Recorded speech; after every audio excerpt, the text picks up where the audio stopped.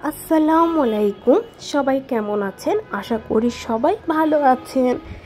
আজ আমাদের কক্সবাজারের চতুর্থ দিন, আর আজ আমরা ঘুরতে যাব রামুতে। তো তাড়াহুড়া করে দেখতেই পেলেন আয়াত আজানকে বা আমরা সবাই মিলে একটু আজকে মায়ের দোয়া থেকে বিরিয়ানি খেয়ে নিলাম। বিরিয়ানি খেয়ে আমরা এখানে অটো নিয়েছি, 2টা অটো নিয়েছি, যেহেতু আমরা 7-8 জন ছিলাম তার জন্য 2টা অটো নিয়েছি। আর এক একটা অটো হচ্ছে আমাদের কক্সবাজার থেকে ভাড়া নিয়েছে 800 টাকা করে। 1000 টাকা চাই, অনেক দামাদামি করে তারপর হচ্ছে অটো নিতে হয়। তো আমাদেরকে বলা হয়েছিল যে রামুতে যে কয়টা স্পট আছে সে কয়টা স্পটই হচ্ছে আমাদেরকে দেখাবে। তো মূলত আমরা 2টা স্পটে গিয়েছি ঘোরার জন্য, আর ওরা আমাদেরকে আরও 2 জায়গায় নামাতে চেয়েছিল।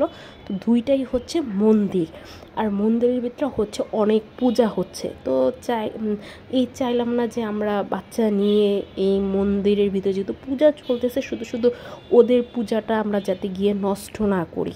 তো এই জন্য আমরা অটোকে বলেছি না, এখানে আমরা নামবো না, আপনারা অন্য কোথাও নিয়ে যান। তো উনি বললো এখানে এই 4টা স্পটই নাকি আছে, 2টা মন্দির, আরেকটাও কিন্তু আমরা মন্দিরেই গিয়েছিলাম বৌদ্ধদের, আর আরেকটা গিয়েছিলাম রাবার বাগানে।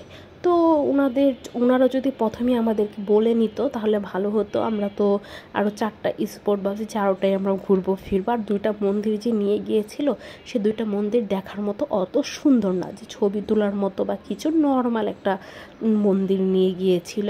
আর আরেকটা হচ্ছে আমরা রামুতে হচ্ছে বাজারে নেমেছিলাম, সেখান থেকে টুকি আম, তারপর হচ্ছে পেঁপে, এগুলো হচ্ছে ওরা কিনেছিল। তো যাওয়ার পথে কিন্তু রামুর রাস্তাটা কিন্তু খুবই সুন্দর। একটু জায়গাতেই যে দেখতেই পাচ্ছেন একটু ভাঙ্গা চূড়া একটু বেশি, কিন্তু আমাদের যেতে সময় লেগেছিল 30 মিনিট। আর এই যে প্রথমে যে আমরা বৌদ্ধদের মন্দিরটাতে আসছিলাম, এটা হচ্ছে অনেক বড় মন্দিরটা। আমি টিভিতে বা অন্য মানুষ যখন ঘুরতে যায় তখন কিন্তু দেখেছি। এটা দেখতে সুন্দর, ছবি তোলার মতো সুন্দর জায়গা, ঠান্ডা পরিবেশ। আর আজকে যেহেতু ওয়েদার খারাপ, বৃষ্টি হচ্ছে, কক্সবাজার আজকে 4-5 দিন যাবতীয় বৃষ্টি হচ্ছে, তার জন্য এখানে কোনো লোকজনও ছিল না, শুধু আমরাই ছিলাম। অনেকগুলো সিঁড়ি দিয়ে উঠে কিন্তু তারপর এই মন্দিরটাতে উঠতে, আসলে বৌদ্ধদের এটা কি বলে আমি ঠিক জানি না, মন্দির বলে না অন্য কিছু বলে, আমার ওটা ধারণা নাই। তো এই যে এখানে মানে ওদের এই জিনিসগুলো খুব সুন্দর করে সাজানো গুছানো, যেহেতু বৃষ্টি পড়ছে তার জন্য একটু এরকম দেখা যাচ্ছে। তো এখানে কিন্তু টিকিট সিস্টেম ছিল, কত টাকা করে জানি আমাদের এখানে টিকিট নিয়েছে, মেবি হচ্ছে 30 টাকা না 25 টাকা, আমার ঠিক ধারণা নাই। এখানে টিকিট কেটে তারপর হচ্ছে আমাদের এই ইটটাতে উঠতে হয়েছে। তো আমরা যেহেতু এখানে 2-1 জন আমাদের সাথে উপরে উঠেও নাই, আর আমরা উঠেছি একটু, যেহেতু আসছি দেখে আসি। জায়গাটা দেখতে খুবই সুন্দর, ঠান্ডা পরিবেশ, আর যেহেতু চিল্লাচিল্লি নাই কিছু নাই, খুবই ভালো লাগছে। এখানে জুতা পরে উঠতে দেয় না, আমরা সবাই জুতা নিচে রেখে তারপর হচ্ছে আমরা সিঁড়ি দিয়ে উঠেছি।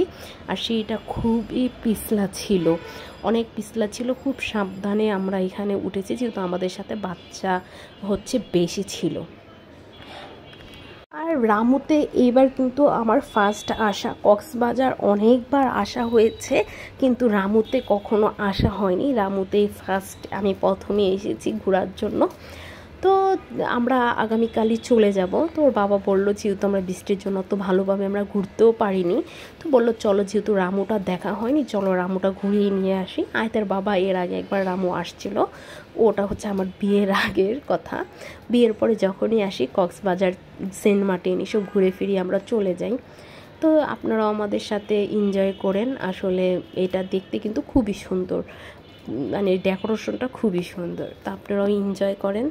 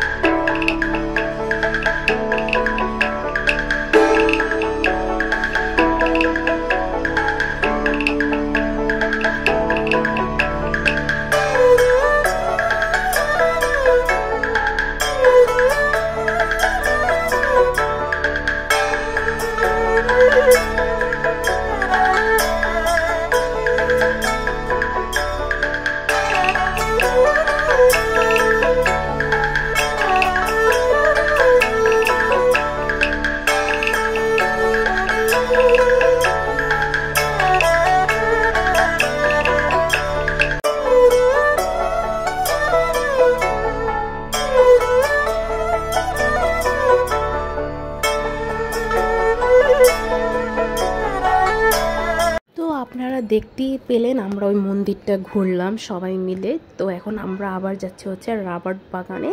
তো এই মন্দিরটা থেকে রাবার্ট বাগানে যেতে কিন্তু সময় 10 মিনিটের মতো লেগেছে। আর এটাই রাবার্ট বাগানের যে রাস্তাটা, এটা দিয়ে কিন্তু আমরা যাচ্ছি। আসলে এই রাস্তাটা দেখতে খুবই সুন্দর, প্রত্যেকটা মানে এখানে বাগানটাই হচ্ছে রাবার্ট বাগান, অন্য কোনো গাছ এখানে নাই। খুব সুন্দর সুন্দর করে কেটে কেটে রাবার্টের সিস্টেম করে রেখেছে।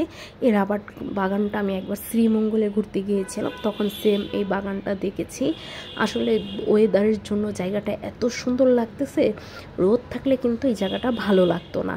যেহেতু রোদ নাই, সুন্দর ওয়েদার, ঘুরি ঘুরি বৃষ্টিও হচ্ছে, খুবই ভালো লাগছে। রাস্তাটাও খুবই সুন্দর, খুবই সুন্দর। মনে হচ্ছে যে এখানে মনে হয় 2-3 ঘন্টা এখানে বসে কাটিয়ে দেওয়া যাবে। তো যেহেতু আমাদের হাতে বেশি একটা সময় নাই, কারণ আমরা এখানে আজকে বের হয়েছি দেরি করে। সবাই হচ্ছে সমুদ্রতে গোসলে গিয়েছিল, গোসল করতে গিয়ে লেট হয়ে গিয়েছে, তার জন্য আমাদের এখানে ঘুরতে আসতে লেট হয়ে গিয়েছে।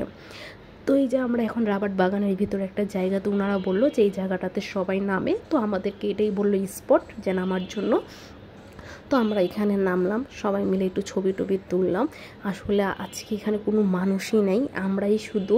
তো এখানে সন্ধ্যাটা হয়ে গেলে রিক্সও মনে হচ্ছে, সবাই বলতেছে যে এখানে আসলে একা থাকার রিক্স, যেহেতু পুরো এটা কিন্তু রাবার্ট বাগান বা একটা জঙ্গলের মতো দেখতে, আর অনেকটাই ভিতরে, অনেকটাই ভিতরে আরও গভীর। তো সেখানে কিন্তু আমরা আর যাই নাই, আমরা জাস্ট মাঝখান বরাবর নেমেছি, সবাই মিলে একটু ছবি তুলেছি, ভিডিও করেছি, জাস্ট একটু দেখেছি। দেখে আমরা খুব তাড়াহুড়া করেছি যে না, এখানে বেশিক্ষণ থাকা যাবে না, কারণ এখানে আমরা যেহেতু সবাই নতুন, কেউ এখানে আসে নাই প্রথমে, তো এই জন্য এখানে সবাই একটু ভয় পাচ্ছিলাম। তাই থাক, সবাই মিলে একটু নেমেছি, সুন্দর জায়গা, সবাই ছবি তুলেছি। তুলে কিন্তু আমরা 10 মিনিট এখানে ছিলাম।